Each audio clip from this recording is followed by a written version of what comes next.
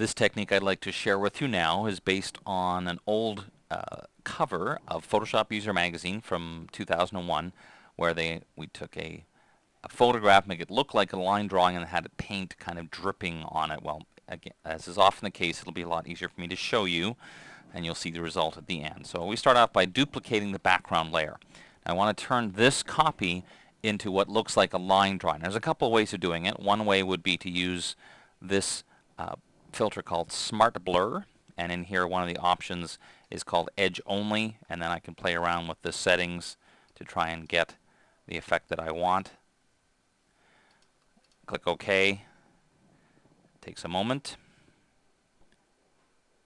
And then we just invert it to get the effect we want. That's not too bad, but let's just experiment with another one just to see.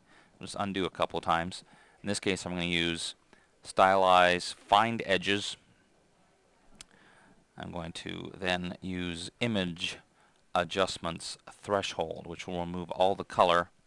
And now, as I move my slider, I like this one honestly a little better just because I can sort of more interactively decide the amount of black and white that I want to see. So I'm going to go with that one there. Okay, now I'm going to move the layers palette out of the way because for the next step I have to try and do some lasso work to try and create the dripping effect. So I'm going to basically just start moving along and every so often pull a drip down. Now I'm not going to be terribly worried about doing it perfectly the first time, because what I will do is fix it up with a layer mask shortly. So for now I'm just going to kind of show you the idea of what we had in mind. Try to keep it fairly smooth. Oops, there's a glitch there, but we'll fix that and go all the way around the outside like that. So that is selected. Let's just fix this one while we can. I'll hold down the Shift key and just at least smooth this part off and maybe add another little drippy thing there. Okay.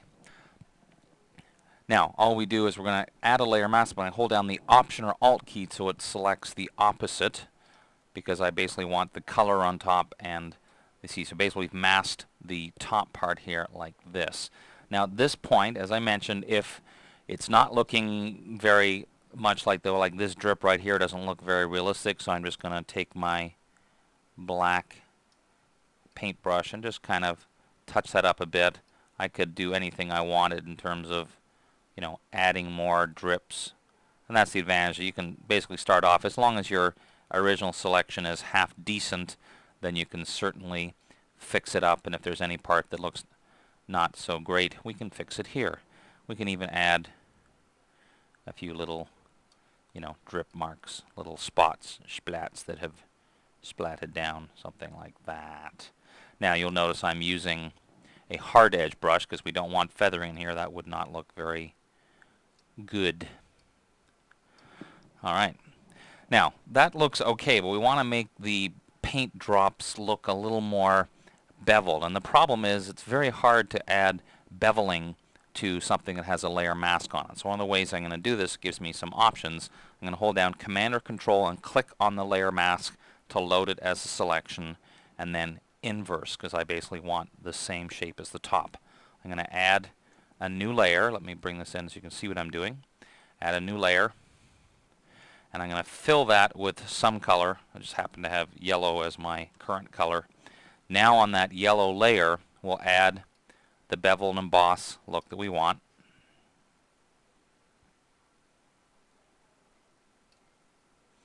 Just want to get this close enough so you can see it. I want it to be a fairly large bevel with a fairly soft edge to it. Now don't worry, the yellow will go away shortly as it is. You could also experiment with these different contours, but be careful because some of them do actually change the color in here, so you don't want that to happen. So we'll click OK to that. Now the last couple steps will remove the fill, so all we get is the beveled edge. But as you can see, these parts drops look pretty good, but the edge in the top is being beveled. I don't want that to happen. So once I'm happy with the settings, I'm going to open this up, right click on Windows, control click on the Mac, and choose Create Layers, which will turn the bevel and emboss into separate layers up here at the top. So basically now I can take my lasso tool and just go in here and say get rid of this whole part, deleted off both layers. So click on one, then click on the other. Now I'll move this out over here, and basically, whoops, misclick there. Just go around and do this part as well, something like that. So we're going to delete it off both the highlight and the shadow layer. Okay.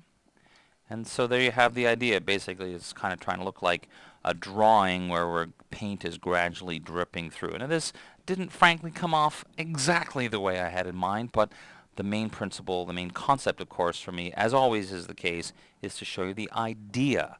And then you people, who are the artists out there, can actually take this concept and make it into something much more beautiful and compelling than I could ever do. Take it and run with it, won't you please? Thank you. Hey, this is Dave Cross. Sorry, I got really nothing inspired to show you this week. No little tricks, no kind of fancy stuff. Just asking you, have a good day, and you know, when you're thinking about your next Photoshop purchase, just, you know what I'm saying. You know what I'm saying. Have a good week. We'll see you next time.